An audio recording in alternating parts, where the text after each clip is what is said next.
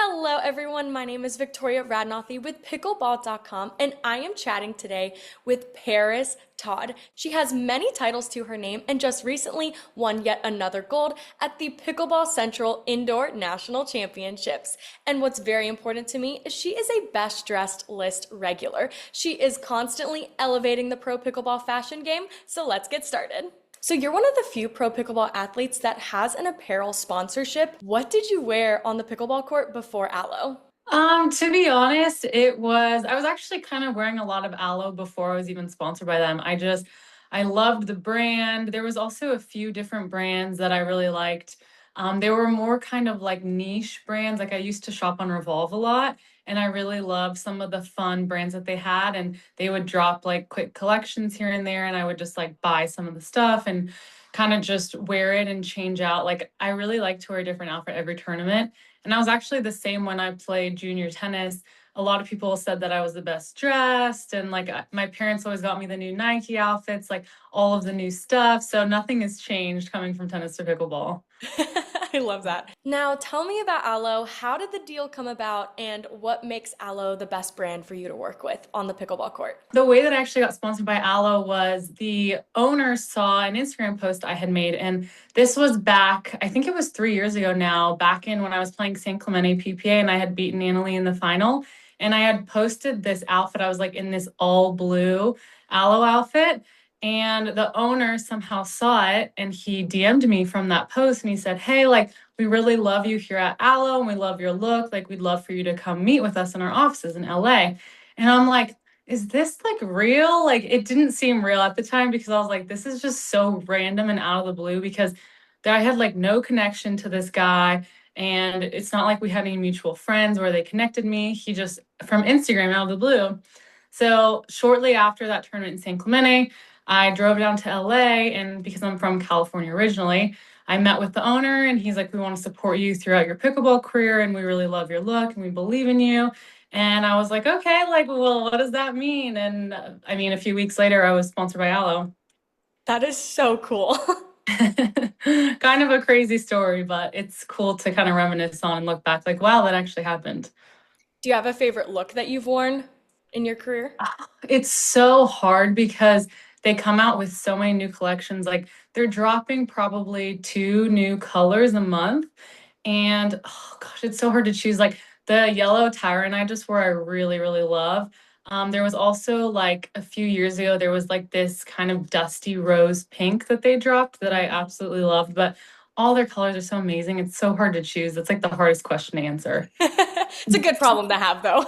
Exactly. The fact that I like everything, I mean, I can't complain. And do you prefer skirts or shorts or dresses? Do you have like a preference? I'm definitely more of like a skirts and top kind of girl. I really like some of their dresses because they have some really pretty different cuts and different styles. I'm definitely not a shorts girl. Like you'll see me wearing like shorts and spandex in practice, but like I'll never really wear them when I'm on the court, like in a tournament. It's just I feel like it's more girly and more elegant to do skirts and dresses. Absolutely. I like the more feminine styles and silhouettes on the girls. I just think it's like I love a Yeah, twirly moment, you know? for sure. I feel like there should be a rule in pickleball that every girl has to wear a skirt or a dress. I agree with Can that. I would we endorse that. make that rule? Yeah, I would endorse that rule. So, what are some current trends that you're liking just in general in athletic wear or athleisure? Like any colors or patterns, silhouettes, anything like that? There was some Aloe came out with some random drops of like different, it wasn't checkered, it was more of kind of like it had lines in it and it's checkered, but it's very subtle. It's nothing like too over the top. But I think just like I really like pastels and like those lighter colors. So it's not like too bright and too in your face, but it's like very cute and like under the radar, but it still looks very elegant. So I'd say like pastels are kind of like my favorite right now. And so, do you have any tips for someone who wants to be the best dressed at their local court? What do they need to do to look their best?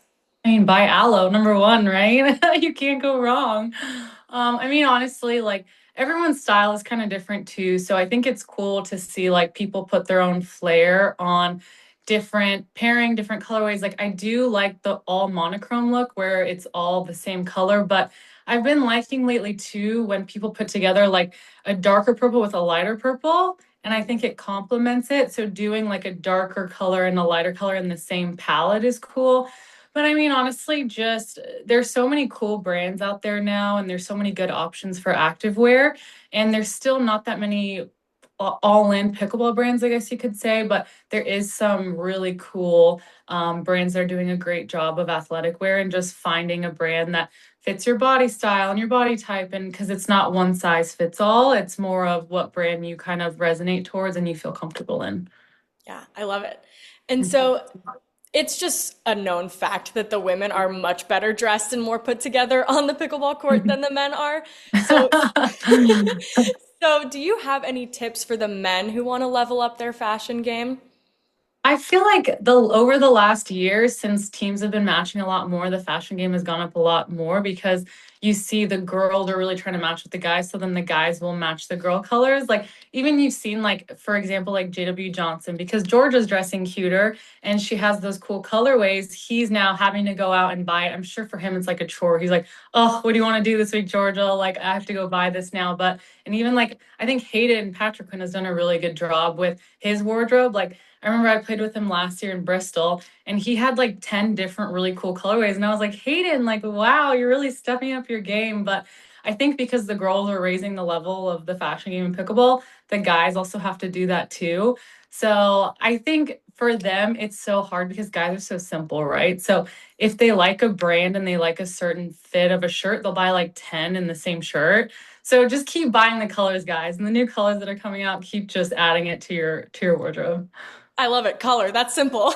Yeah, exactly. Because there's not many options. Girls have so many cuts and fits and options. And guys, it's kind of just like, well, it's more about the colors, I think. Yeah. What do you think about those very trendy like arm sleeve things? Do you know what I'm Are they talking about? women's or men's? Yeah, the women's ones where it's like they like connect in the back and they're those long arm sleeves. I don't mind those. I think it's really good for sun protection because a lot of us pros are in the sun so much. So I also understand protecting your skin. Like when I practice here in Florida during the summers, I'm wearing like long sleeves, top and bottom, just to protect myself. But it just depends because when you're actually on court playing a tournament, if it doesn't really match your outfit, that's when I'm kind of like, oh, like I don't know about that. But if you're wearing like all white or all black and it matches, I think that's cute. It looks good, but it depends on like the shirt that you're wearing of like how it like hides it. Because I think if you're wearing just like a tube top or like a spaghetti string and then you have that where you kind of see it, it's like a little bit of an ick for me. But other than that, I mean, I understand the sun protection, so I see both sides. Yeah, I'm so with you on that. I'm like, I've had so many guys, especially, come up to me being like, why are they wearing that? And I'm like, I think it's just for the sun, but to be honest, the look is I not my thing. know. I know. It's like a little bit of a love and a hate thing because I understand like sun protection, but at the same time, I'm like, there's got to be a better design. There's got to be. Yeah, hopefully this year we'll see a better design. For sure.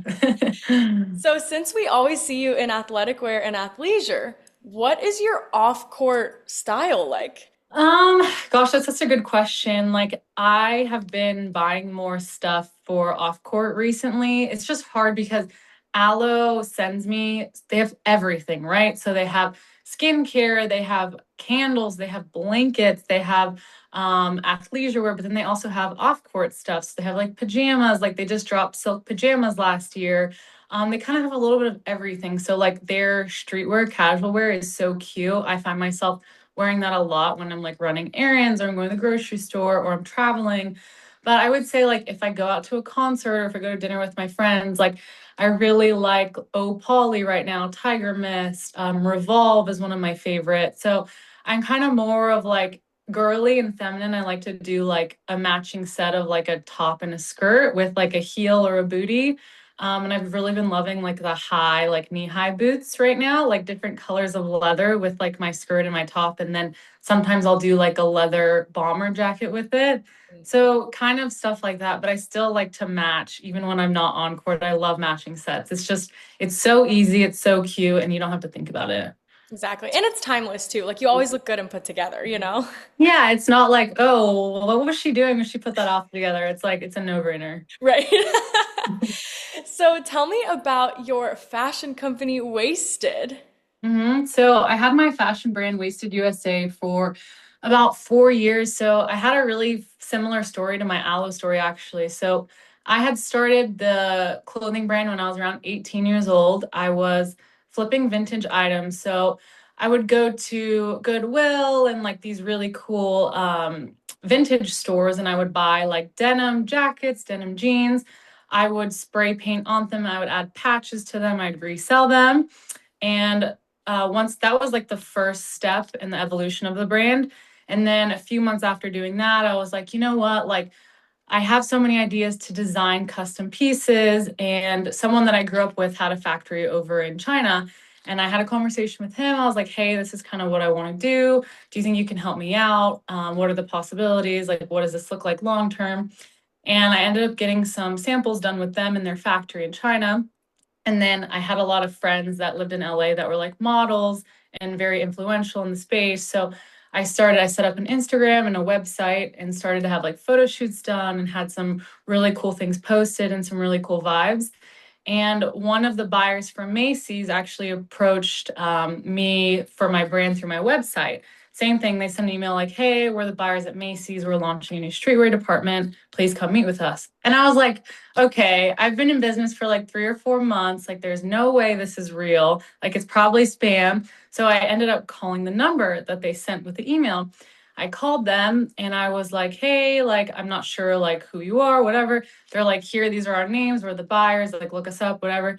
So they're like, come meet with us in our offices in New York and Macy's. And I'm like, okay. So I was like, what does that even mean? So my mom at the time was my partner in the company. So we flew to New York. We showed them all of our samples and all of our designs, and they put in an order, and we were the top third selling brand on their floor at Macy's. So, and we it was really surreal because we had never really done anything like that. It was very like limited runs, and it wasn't like we weren't selling to big companies like that, so we didn't really know what it meant. And then we just kind of figured it out, and I just loved designing, and that was my passion, was designing clothes and seeing it come from an idea to the sample to then people actually wearing it out. Like, I remember I used to be going out to dinner like in LA and different places, and I would see people wearing my clothes, and I was like, that is so cool that I was able to have that idea, create it, and then someone's then wearing it in front of me. That whole process to me was just like so fun for me. And did you have a fashion design background? Like, did you go to school for that? No, I didn't go. I don't know if people really know, but I was pretty much homeschooled until eighth grade, and then from eighth grade on, I played. I was a really top ranked junior in tennis, and then I started traveling. So I didn't do much school during the high school time frame. I had a private tutor that helped me, and like we did basic things. But I went and I got my GED at 16, and like that's the only school that I really ever did. So I Oh, don't wow. have like a major education in fashion or business or anything like that. It was more of opportunities kind of came throughout my life, and I just tackled them head on and learned through the process. And it's really about kind of life skills, and when you're in the issues, how you kind of figure it out and get through those problems, and you're better off for it, I think. So no design background. That's even more impressive. Oh my goodness. I think people just either they really have that desire and that passion, that talent. And you kind of had some really good people in my corner that kind of walked me through the steps of like, this is how you do it. And I think it's really important too to have mentors that have been there and done that in the space that you're, interested in, and they can kind of help you not make the same mistakes they did. And I think that's kind of a really important part of my process is I had really good people around me, and I hired consultants to help me. Yeah, you need an army. 100%. You can't do things alone. You need to delegate. So I know, being a full-time pickleball athlete is a full-time gig. I mean, you've got to Mhm. be booked and busy. But do you ever see Wasted USA coming back to life? I have been having the idea of bringing a pickleball line to the space for the last few years. And I was even talking with Franklin about potentially doing a line for them. And I've been having some conversations within the space of brands that are already out there of being, a designer for them, or even helping them with, being a creative director. And that is definitely a passion of mine. And I want to get into that.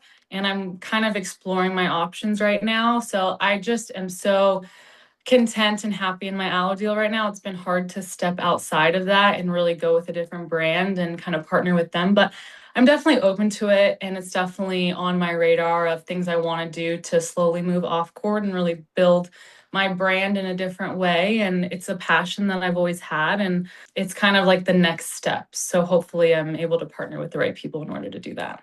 Oh, I would love to see that. We'll have to chat again then when that happens one day. Yes, yes, for sure. Hopefully it'll happen within the next year or two. So And do you see like pickleball fashion becoming as elite, for lack of a better term, as tennis fashion? I mean, I think there's such a big market for pickleball. I mean, there's hundreds of millions of people playing, and it's only growing every year. And there's so many recreational players that there's no way that it wouldn't succeed, especially if you market it the right way and have the right people involved. I think it could be really, really big. And I think it's a market that hasn't really been tapped into either. So I think there's a lot of opportunity in the space because there really isn't like pickleball specific brands. So I think, you'll probably start to see more and more brands kind of move into that space over the next 3 to 5 years. But actually having good quality and good cut and sew and nice designs, I think is going to be the difference maker because I don't really see that out there right now. Yeah. And finally, tell me where people can follow you if they want to keep up to date on all of your adventures on and off the pickleball court. So you guys can follow me I'm probably most active on my Instagram and Facebook, but my username is it's Parris Todd. So that's where you can find all my stuff. I'm actually starting TikTok over these next few weeks, and I'm doing some stuff with the YouTube channel this year. So stay tuned for that. But for now, Instagram is the best way to find me. Awesome. Well, thank you. That's all I have for you. I appreciate you taking the time and chatting with me. Awesome. Thank you so much. Your questions were great.